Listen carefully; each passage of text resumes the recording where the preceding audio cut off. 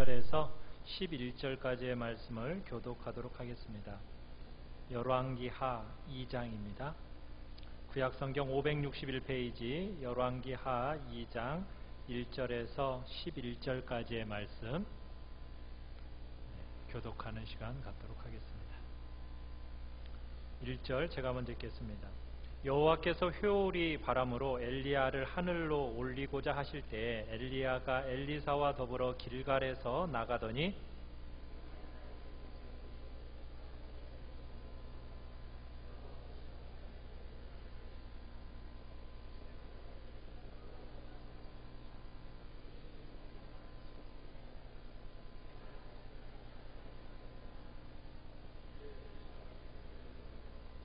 베델에 있는 선지자의 제자들이 엘리사에게로 나와 그에게 이르되 여호와께서 오늘 당신의 선생을 당신의 머리 위로 데려가실 줄을 아시나이까 하니 이르되 나도 또한 아노니 너희는 잠잠하라 하니라.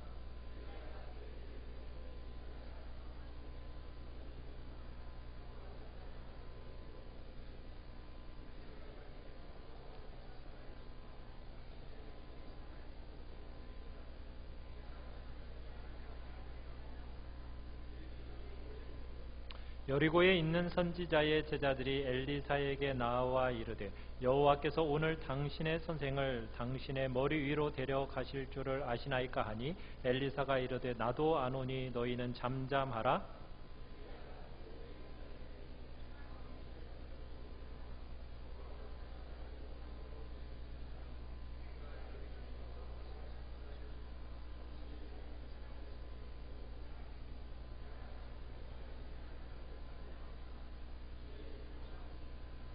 선지자의 제자 50명이 가서 멀리 서서 바라보매 그 두 사람이 요단가에 서 있더니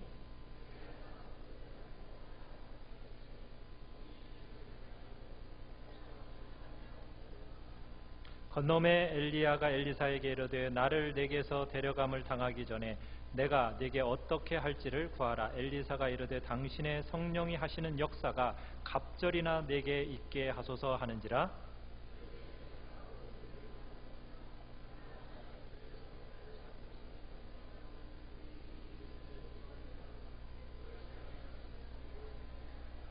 같이 읽습니다. 두 사람이 길을 가며 말하더니 불수레와 불말들이 두 사람을 갈라놓고 엘리야가 회오리 바람으로 하늘로 올라가더라. 아멘. 오늘 말씀의 제목은 엘리야의 승천이라는 제목으로 말씀을 나누고자 합니다. 오늘로써 드디어 엘리야의 생애의 마지막 순간을 우리가 맞이하게 되었습니다. 에녹과 함께 죽음을 보지 않고 하늘로 올리워진 사람, 그 사람은 다름 아닌 엘리야. 우리의 영혼에 영원히 뇌리에 박혀있는 인물 중에 하나가 바로 이 엘리야입니다. 그러나 우리에게 있어서 중요한 것은 어떤 신비적인 요소, 이것 자체가 중요한 게 아닙니다. 엘리야의 생애의 이 마지막 장면을 통해서 하나님께서 우리에게 전하려고 하시는 메시지가 뭘까? 이것을 우리가 봐야 됩니다. 어떻게 보면 엘리야의 이 마지막 순간이 굉장히 특별합니다. 그렇지 않습니까? 참 특별한 특징. 우리가 11절 보면은 불수레와 불말들이 두 사람을 갈라놓고 엘리야가 회오리 바람으로 하늘로 올리워 가더라. 불말, 불수레, 회오리 바람. 모든 제자들이 볼 수 있도록 공개적으로 엘리야의 마지막 장면을 공개하시고 계십니다. 여러분, 불말, 불수레, 회오리 바람. 여러분, 이게 의미하는 바가 뭘까요? 무엇을 말씀하시고자 하는 걸까요? 성경에서 불말, 불수레, 회오리 바람, 이것을 언급할 때는 항상 하나님의 임재를 표현하는 상징으로서 불말과 불수레가 회오리 바람이 쓰여졌어요. 불말과 불수레, 이것은 거룩한 용사이신 하나님께서 타시는 전차다, 이렇게 표현을 합니다. 그러니까 용사이신 하나님께서 적군과 싸우기 위해서 하나님의 백성들에게 나타나시고 그 적진을 달리실 때 하나님께서 불말과 불술의 효리 바람을 타고 임하셨다. 이게 성경 전체적인 면에서 나오는 하나님의 임재의 모습으로 드러나고 있습니다. 하나님의 육체가 있으십니까? 육체가 없으신데도 불구하고 영이신 분이 무슨 공간 이동이 필요하겠습니까? 하나님에게는 공간 이동이 필요 없습니다. 왜요? 무소부재하신 분이 하나님이시잖아요. 그런데 하나님께서 왜 불말, 불술의 효리바람이라는 것을 이렇게 사용하셔서 하나님의 임재를 이렇게 보이시는 것이냐면 우리 인생들의 눈높이에 맞춰서 이런 표현들을 쓰는 겁니다.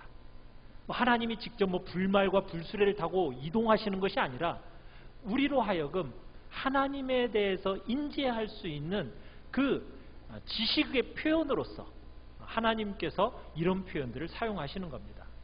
그래서 불말, 불수레, 효리바람, 여기서 하나님께서 말씀하려고 하시는 것을 이제 드러내려는 어떤 상징적인 도구요 사인으로서 우리가 이제 보는 겁니다. 자, 그러면 하나님은 무엇을 도대체 이 불말, 불술의 효리바람을 통해서 말씀하려고 하시는 걸까? 하나님의 임재를 상징하는 이 불말, 불술의 효리바람, 이것이 지금 엘리야를 호위하고 있는 장면을 보게 됩니다. 그러니까 하나님의 임재가 엘리야를 호위하고 있는 거예요. 여러분, 이것은 마치 뭐와 같은 거냐면 하나님께서 엘리야에게 당신의 전용기를 지금 보내신 것과 같은 거예요. 군대에서 사단장이 타는 차가 있습니다. 그 차를 가리켜서 몇 호차라고 그럽니까? 1호차라고 합니다. 1호차. 그와 마찬가지로 하나님께서 엘리야에게 몇 호차를 보내시는 거예요? 하나님이 쓰시는 1호차를 딱 보내시는 거예요. 자, 1호차를 보낸다는 의미는 뭡니까? 사단장이 타야 할 것을 어떤 졸병에게 1호차를 보낸다라는 것은 그 졸병이 어떻게 되는 거예요? 굉장히 위상이 높아지는 거잖아요. 마찬가지로 하나님께서 1호차를 누구에게 보내시는 거예요? 엘리야에게 보내신다. 그래서 엘리야를 영접한다. 이건 엘리야를 어떻게 하시는 거예요? 정말 존귀하게, 얼마나 존귀하게 대접하시는지를 보여주고 있는 장면입니다. 하나님께서 모든 사람들이 볼 수 있도록 엘리야에게 1호차를 보내주신 거예요. 여러분, 성경에 이런 예들이 있어요. 애굽 왕 바로가 이제 요셉을 총리로 세웠지 않습니까? 자, 요셉을 총리로 세웠을 때 바로가 요셉을 얼마나 존귀하게 대접했느냐, 이것을 표현해주는 장면으로 뭐가 나옵니까? 왕이 타는 버금수레에 요셉을 태웠다. 그만큼 요셉이 어떻게 됐다는 얘기예요? 존귀하게 되었다라는 표현입니다. 요셉에 누린 영광이 이루 말할 수 없었다. 그 정도. 에스더서를 보면 그 당시 페르시아 왕, 바사 왕으로서 아수에로가 있었습니다. 이때 제2인자가 있어요. 그 2인자가 누군지 아십니까? 하만입니다. 하만. 자, 이 하만이 자신이 이 나라의 2인자의 영광을 만끽하고 싶었어요. 그때 왕이 제안을 합니다. 뭐라고 제안하냐면 왕이 존귀하게 여기는 사람을 어떻게 하면 좋을까? 딱 그렇게 하만에게 묻습니다. 그랬더니 이 하만이 자기가 그런 영광을 얻을 거라고 생각을 하고서는 뭐라고 답변을 하죠? 왕이 타는 왕의 수레에 그 바로 존귀한 자를 태워서 카 퍼레이드를 시키십시오. 이렇게 얘기를 하는 겁니다. 자, 이런 장면들을 볼 때 왕이 타는 수레, 여기에 태운다라는 것은 그만큼 그 사람에 대한 존귀함이 드러나는 거예요. 오늘 엘리야를 하나님이 이렇게 높이시는 겁니다. 어떻게 대접하시는 거예요? 그와 동일하게 지금 정말 하나님과 같이, 그와 같이 존귀하게 대접하고 계신다는 것을 우리는 이 장면에서 볼 수가 있는 겁니다. 여러분, 엘리야의 인생이 어떤 인생이었습니까? 자, 우리가 아는 바대로 정말 우리는 이 장면을 보면서 가슴이 뭉클해지는 거예요. 생각해 보세요. 엘리야가 그동안 얼마나 고생을 많이 했습니까? 그렇지 않습니까? 엘리야는 모든 사람들이 지금 바알에게 무릎을 꿇을 때 혼자서 미친 사람처럼 싸웠던 사람이 바로 이 엘리야예요. 때로는 너무 힘이 들 때 엘리야는 눈물 흘리면서 하나님 앞에, 하나님, 저 혼자 남았어요. 나 혼자 남았다고요. 나도 죽이려고 해요. 하나님, 제 생명도 좀 거두어 가주세요. 이렇게 하면서 통곡했던 사람이 바로 엘리야입니다. 엘리야는 무수한 오해, 무수한 위협 속에서 도망치면서 살았어요. 전혀 말이 통하지 않는 아하방, 이세벨, 정말 목숨 거는 전쟁을 했던 사람이 엘리야입니다. 그래서 갈멜산에서 이방 선지자 850명하고 정말 목숨 거는 전투를 벌이지 않았습니까? 그때도 누구 옆에서 도와주는 사람이 있었습니까?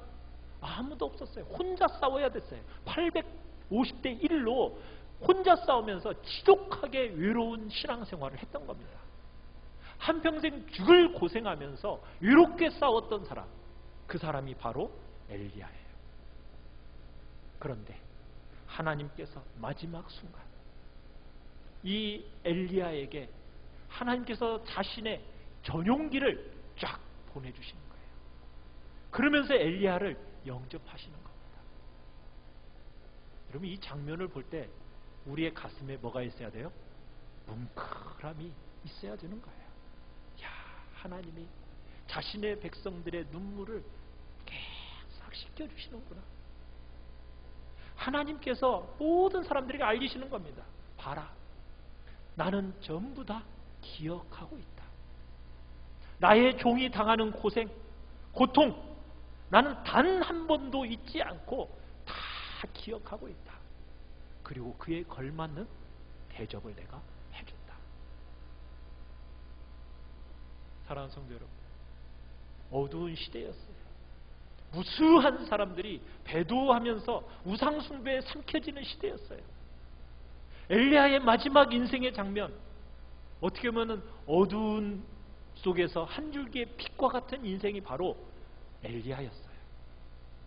엘리야 혼자 정신 차리고 정말 믿음의 싸움을 싸웠더니 하나님께서 그 수고 결단코 헛되지 않게 하십니다. 그 사실을 마치 하나님께서 시라도 하듯이 지금 보여주고 계시는 거예요.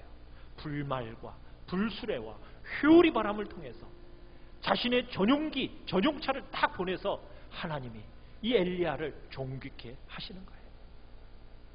하나님께 인정받은 삶을 살았던 겁니다. 그에 대한 증거가 바로 불말, 불병거, 회오리 바람인 거예요. 하나님께서 엘리야를 인정한다라는 것을 또 다른 증거가 나타납니다. 여러분, 엘리야의 마지막 순간을 지키며 동행했던 제자가 있습니다. 그 제자가 누구입니까?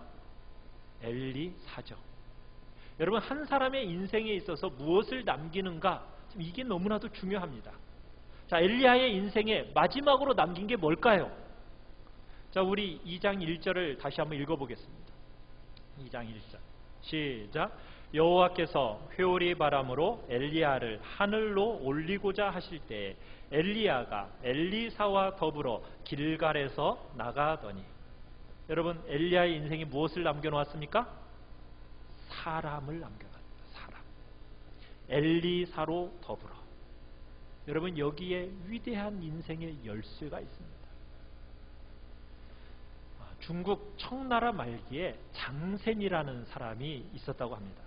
이 사람은 원래 노름꾼에다가 호색한이었어요. 그런데 이 사람이 자기의 시력이 점점 나빠지는 거예요. 그래서 어느 날 선교사가 운영하는 그 병원에 찾아갔습니다. 근데 그곳에서 복음을 듣게 되었고요. 그곳에서 회개하게 됐어요. 그런 후에 이 장센이라는 사람이 변화가 일어났는데 그 변화가 정말 놀라운 변화가 일어났습니다. 이 사람이 욕을 먹으면서 침뱉음을 담으면서도 그 속에 막 불이 막 일어나가지고 막 복음을 막 전하고 다니는 거예요. 그러면서 이 사람이 생명 걸고 막 복음을 전하니까 많은 사람들이 주님께로 돌아왔는데, 이 즈음에 의화단 사건이라고 의화단의 난이 일어납니다. 청나라 말기에.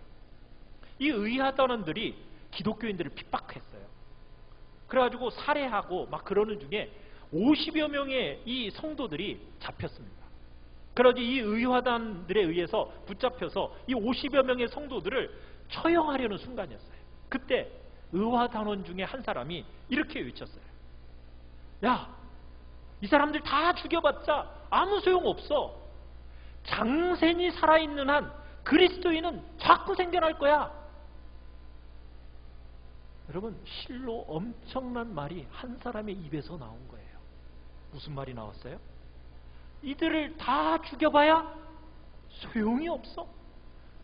장센이 살아있는 한 그리스도인은 자꾸 생겨날 거다.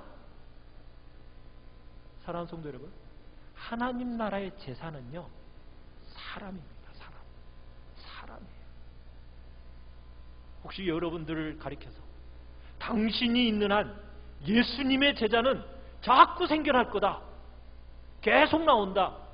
여러분, 이런 소리를 듣는 것보다 더 영광스러운 말이 있을까요? 당신이 있는 한 예수님의 제자는 계속 나올 거야. 사랑하는 성도 여러분들이 그런 소리를 듣기를 간절히 바랍니다. 여러분, 우리가 주님의 강림하시는 날 우리의 소망과 기쁨과 자랑거리가 무엇일까요? 데살로니가전서 2장 19절로 20절에서는 이렇게 얘기합니다. 우리의 소망이나 기쁨이나 자랑의 면류관이 무엇이냐? 그가 강림하실 때 우리 주 예수 앞에 너희가 아니냐? 너희는 우리의 영광이요 기쁨이니라. 사랑하는 성도 여러분, 이 땅에서 다 사라지고 하나님께 정말 기쁨과 자랑거리, 소망은 뭐라고요? 사람입니다. 여러분이 떠난 자리, 여러분 도무지 표가 나지 않을 사람, 그 사람을 남겨놓는 것이 가장 가치 있는 일입니다. 여러분의 빈자리, 정말 채울 정도가 아니라 넘쳐나도록 채울 수 있는 그 일을 하는 것이 우리 그리스도인들이 해야 할 일입니다. 사랑하는 성도 여러분, 엘리야는 남겼습니다. 누구를 남겼다고요? 사람을 남겼습니다. 자기와 버금가는, 아니 더 뛰어난 능력의 사람 한 사람을 남기고 떠났습니다. 자, 그렇다면 엘리야가 남긴 엘리사는 과연 어떤 사람이었을까요? 자, 엘리야가 남겨놓은 열매, 어떤 열매였을까? 첫 번째로 자발적인 열정에 매인 사람이었습니다. 우리 따라해 보겠습니다. 자발적인 열정. 자발적인 열정에 매인 사람이었어요. 자, 오늘 본문을 보시면은 우리 2절 한번 같이 한번 읽어보겠습니다. 2절 시작. 엘리야가 엘리사에게 이르되 청하건대 너는 여기 머물라. 여호와께서 나를 베델로 보내시느니라 하니 엘리사가 이르되 여호와께서 살아계심과 당신의 영혼이 살아있음을 두고 맹세하노니 내가 당신을 떠나지 아니하겠나이다 하는지라. 이에 두 사람이 베델로 내려가니. 자, 여기서부터 시작해서 이제 엘리야가 계속해서 움직입니다. 자, 움직이는데 지금 어디서부터 시작을 하고 있습니까? 자, 2장 1절에서 어디에서 나가고 있어요? 길갈에서 나갑니다. 길갈에서 어디로 갔어요? 2절에서 보니까 베델로 갔습니다. 자, 베델에서 어디로 갔을까요? 4절로 가보십시오. 어디로 갔습니까? 어디로요? 여리고로 갔죠. 자, 여리고에서 그 다음에 어디로 갔을까요? 6절 어디로 보내셨습니까? 요단 강가로 보내고 있습니다. 자, 그런데 엘리야가 엘리사에게 하는 말이 있어요. 떠날 때마다 하는 말이 있습니다. 뭐라고 지금 말하고 있습니까?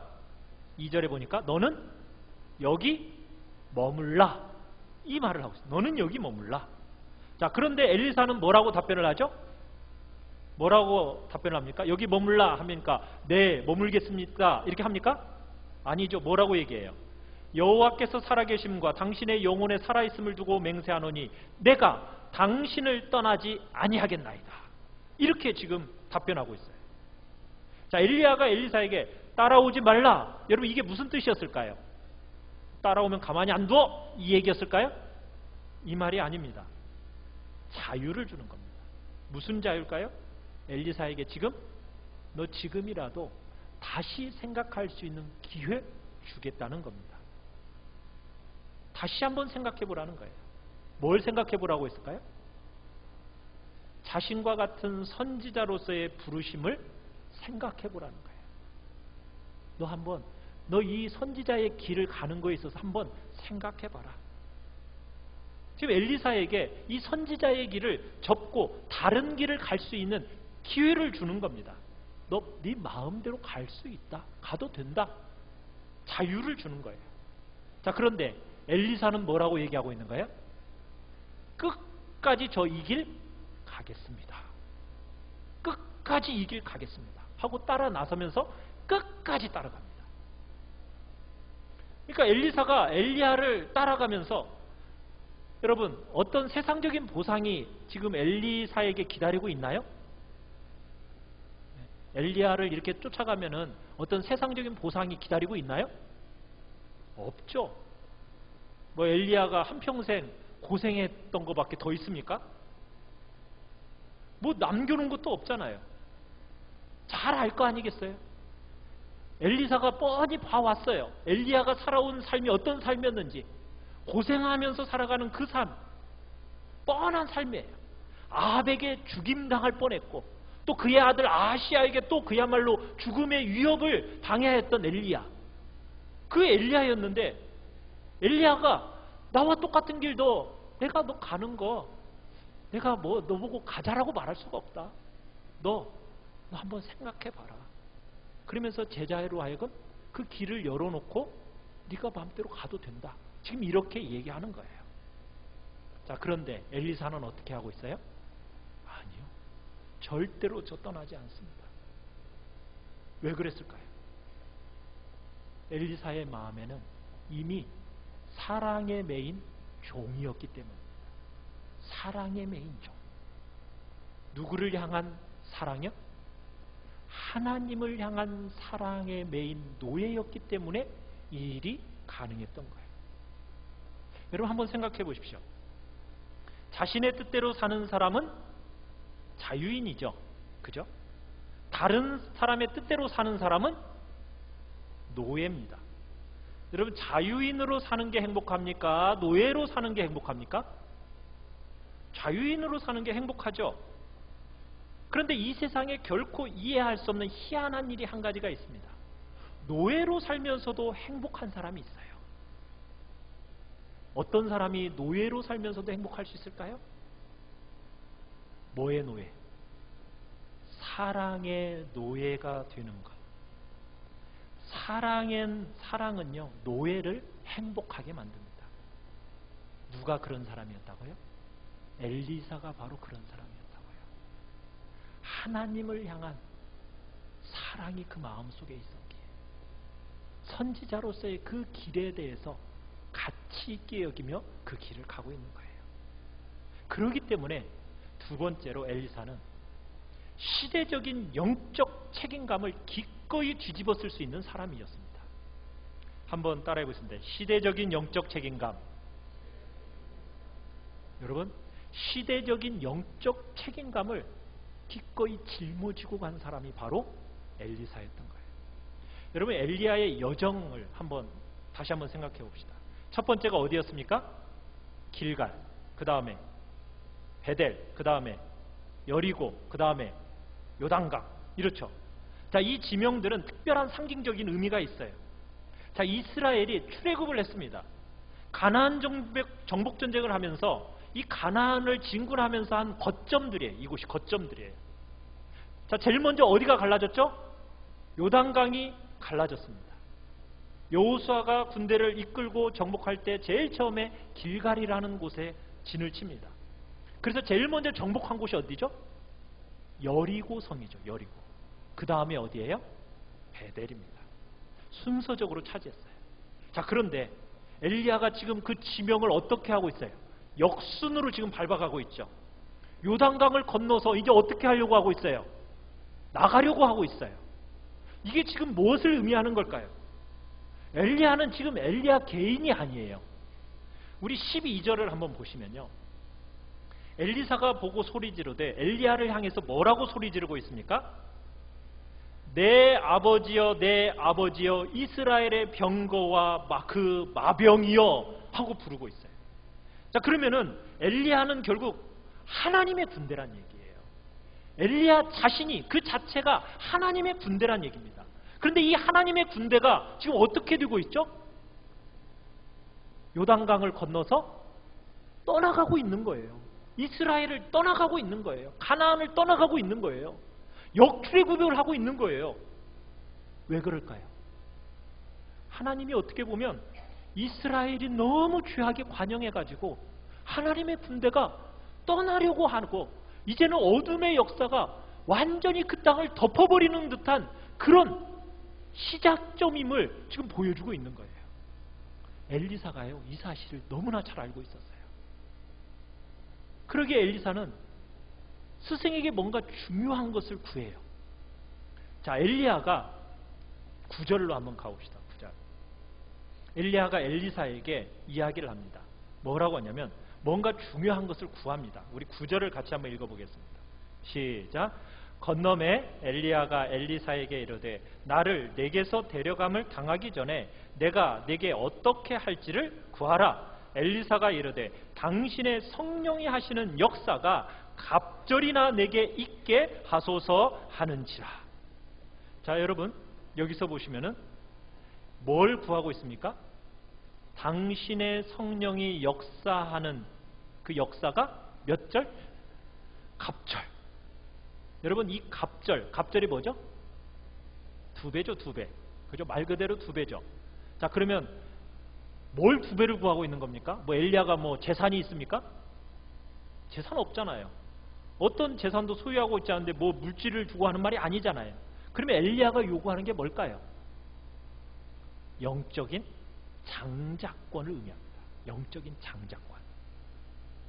무슨 얘기냐면 신명기 21장 27절에 가보면은 자식들에게 아버지의 유산을 상속할 때 누구에게 갑절을 주라고 하는지 아십니까? 장자에게는 갑절을 주라고 합니다. 그러니까 장자의 받는 몫이 얼마라고요? 2배예요. 갑절이에요. 근데 엘리사가 지금 뭘 요구하는 거예요? 엘리야에게 장자의 영적 권세를 달라는 거예요. 장자의 영적 권세. 장자는 어떤 사람이에요? 아버지의 가문을 이어갈 책임이 있는 사람이 장자이지 않습니까? 마찬가지로 지금 엘리사가 원하는 게 뭐예요? 지금 이 시대가 무슨 시대가 도래하고 있다라는 거예요? 칠흑 같은 영적 어둠의 시대가 지금 도래하고 있고 이제 영적인 어둠이 떨어지게 될 텐데 이때 하나님의 나라가 어떻게 될 건가? 누가 이 어둠의 시대를 책임질 건가? 엘리사가 뭐라고 얘기하는 거예요? 제가 그 책임 짊어지고 가겠습니다. 장자로서 저에게 그 목 저희한테 맡기십시오. 엘리사는요, 이 어둠의 시대에 도망치지 않습니다. 장자와 같이 책임지고 싶다. 지금 그 얘기를 하고 있는 거예요. 엘리야요, 당신이 떠난 자리, 내가 그 자리 여전히 머물러 서서 내가 하나님 나라의 그 능력 제가 이어가고 싶습니다. 제가 이어가겠습니다. 여러분 얼마나 멋진 고백입니까? 이게 하나님의 마음을 시원케 한 생각이었어요. 엘리사는 결국 그 권세 받습니까? 못 받습니까? 그 영적인 권세를 받게 됩니다. 우리가 13절 14절로 가보시면은 이제 엘리사가 무슨 또 이적을 행합니까? 요단 강물을 가르는 이적을 행합니다. 엘리야가 했던 것과 동일한 영적 권세를 행하는 것을 보게 돼요. 가나안 땅을 향해서 다시 엘리사가 그 이스라엘의 군대, 하나님의 군대를 이끌고 다시 요단강을 가르고 이 가나안 땅을 향해 진군해 들어가는 겁니다. 사랑하는 성도 여러분, 우리가 남겨야 할 사람 바로 이런 사람입니다. 어렵고 힘든 시대에 결코 도망치지 않고 온몸으로 죄를 무릅쓰고 책임을 뒤집어 쓸 줄 아는 사람, 이런 사람을 하나님은 찾고 계십니다. 비판할 줄 알죠. 그렇지만 비판하지 않습니다. 오히려 자신이 모든 책임을 뒤집어 쓰고 정말 눈물을 삼키면서 내가 그리스도의 남은 고난 제가 내 자신에게 채워 나가겠습니다. 이런 사람이 바로 엘리야의 뒤를 이은 엘리사였고, 하나님은 이 시대 속에서도 이런 사람을 찾고 계십니다. 엘리야는 엘리사에게 뭐라고 답변한지 아세요? 10절에 가보면은 너 너무 많은 거 내게 요구한다. 그 일은 너무 어렵다. 이렇게 얘기합니다. 왜 그랬을까요? 우리 10절을 같이 한번 읽어보겠습니다. 시작. 이르되 내가 어려운 일을 구하는도다. 그러나 나를 내게서 데려가시는 것을 내가 보면 그 일이 내게 이루어지려니와 그렇지 아니하면 이루어지지 아니하리라 하고, 엘리사는 지금 엘리야로부터 지금 계승받고자 하는 능력이 있어요. 그러나 그 엘리야가 마음대로 줄 수 있습니까? 없습니까? 자기 마음대로 줄 수 있는 게 아니거든요. 누구의 소관이에요? 엘리야의 소관이 아니라 하나님의 주권입니다. 하나님이 영적인 그 권세는 하나님이 주시는 거거든요. 그러면서 엘리야는 엘리사에게 뭐래요? 네가 보면 그 일이 내게 이루어지린다. 뭘 본다는 얘기일까요? 엘리야가 승천하는 것을 지켜보면 원하는 대로 될 거다. 그러나 지켜보지 않으면 그 요구는 허락되지 않는다. 자, 그랬는데 11절에 같이 읽어보겠습니다. 시작. 두 사람이 길을 가며 말하더니 불수레와 불말들이 두 사람을 갈라놓고 엘리야가 회오리 바람으로 하늘로 올라가더라. 이었고 어떤 일이 일어났습니까? 순식간에 두 사람을 갈라놓더니 갑자기 불수레와 불말 딱 엘리야만 딱 싣고서는 하늘로 올라가 버린 거예요. 전혀 손도 쓰지 못하고, 그런다고 해서 제대로 작별 인사도 못하고 스승을 떠나보냈어요. 이것을 본 엘리사가 뭐라고 그래요? 아까 봤던 것처럼 12절에 내 아버지여 내 아버지여 이스라엘의 병거와 마병이여 하면서 정말 옷을 찢으면서 괴로워합니다. 순식간에 불수레 타고 그냥 확 올라가 버렸거든요. 근데 엘리야가 남긴 하나의 선물이 있어요. 뭘 남겼죠? 자, 우리 13절 14절 같이 읽겠습니다. 시작. 엘리야의 몸에서 떨어진 겉옷을 주워 가지고 돌아와 요단 언덕에 서서 엘리야의 몸에서 떨어진 그의 겉옷을 가지고 물을 치며 이르되 엘리야의 하나님 여호와는 어디 계시니까 하고 그도 물을 치매 물이 이리저리 갈라지고 엘리사가 건너니라. 아멘. 엘리야가 남긴 것이 뭐라고요? 낡은 겉옷이었어요. 엘리야는 승천을 하면서 자신의 겉옷을 남겼습니다. 이 겉옷을 엘리사가 취합니다. 여러분, 이 겉옷 무엇을 의미하는 걸까요? 직책을 상징하는 겁니다. 직책. 그러니까 엘리야의 겉옷이 엘리사에게 갔다. 이제 누구에게로 그 직책이 갔다라는 겁니까? 엘리야의 직책이 엘리사에게로 넘겨졌다. 그 권위가 부여되어졌다라는 의미가 이 바로 이 겉옷이라는 의미 속에 함께 함유되어 있는 겁니다. 자, 엘리야의 마지막 승천을 통해서 하나님께서 하고 계시는, 여러분, 시대의 단절을 만들지 않았어요. 그죠? 엘리야의 시대로서 딱 끝나버린 게 아닙니다. 다음 시대가 어떻게 됐어요? 매끄럽게 이어져 가고 있죠. 엘리야가 떠난 후에 우리가 이제 다음에 한번 여러분들이 엘리사가 했던 일들을 한번 쭉 보십시오. 그러면요, 엘리야가 했던 그 능력을 행한 것보다도 엘리사가 행한 능력이 더 뛰어난 것을 보게 됩니다. 놀랍도록 하나님께서 매끄럽게 이어지도록 하는데 정말 탐복하지 않을 수가 없었어요. 엘리야가 겉옷을 딱 취하더니 요단강을 치면서 하나님께 소리치는 이 엘리사, 엘리야의 하나님, 여호와는 어디 계십니까? 무슨 말일까요? 겉옷이라는 것은 그냥 명분상 후계자다라는 의미가 있는 거예요. 근데 이걸로는 만족할 수가 없는 거예요. 명분만 가지고서는 안 돼요. 뭐가 있어야 돼요? 능력이 있어야 돼요. 능력. 명분상 장자의 권위만 가지고는 전부가 될 수 없는 거예요. 더 중요한 건 뭐예요? 능력이에요. 이름만 가지고서는 안 되는 거예요. 믿음의 싸움은 직책만 가지고 되는 게 아니거든요. 뭐가 있어야 돼요? 능력이 있어야 돼요. 능력. 엘리사는 그래서 하나님의 권능이 필요합니다 하면서 엘리야의 하나님은 어디 계십니까? 하고 요단강을 쳤더니 어떤 일이 일어났어요? 요단강이 갈라지는 역사가 일어난 거예요. 엘리야는 승천했지만 엘리야의 능력은 승천하지 않았어요. 땅 위에 그 엘리야의 능력이 남겨졌던 거예요. 하나님께서 엘리야가 바라고 원했던 소원대로 그대로 일하셨습니다. 엘리야는 자신이 떠난 자리, 빈 공간이 되기를 원치 않았고 자기보다도 더 놀라운 종이 그 일을 이어가기를 원했어요. 자, 그랬더니 하나님이 어떻게 하셨어요? 정말 그렇게 놀랍도록 매끄럽게 그 역사를 이어가도록 엘리야 뒤에 엘리사를 딱 이어 놓으셨어요. 정말 멋진 분이죠, 하나님. 사랑하는 성도 여러분들은 여러분들의 빈 자리가 생길 때 그 빈자리를 채우고도 남을 그런 사람들을 여러분들은 키우고 계시나요? 우리는 그 일을 해야 됩니다. 하나님은 우리의 자랑은 다른 게 아니라고 그랬어요. 사람입니다. 사람을 키워야 됩니다. 나 혼자 하고 거기서 끝나버리면은 그것은 하나님이 기뻐하시는 사역이 아닙니다.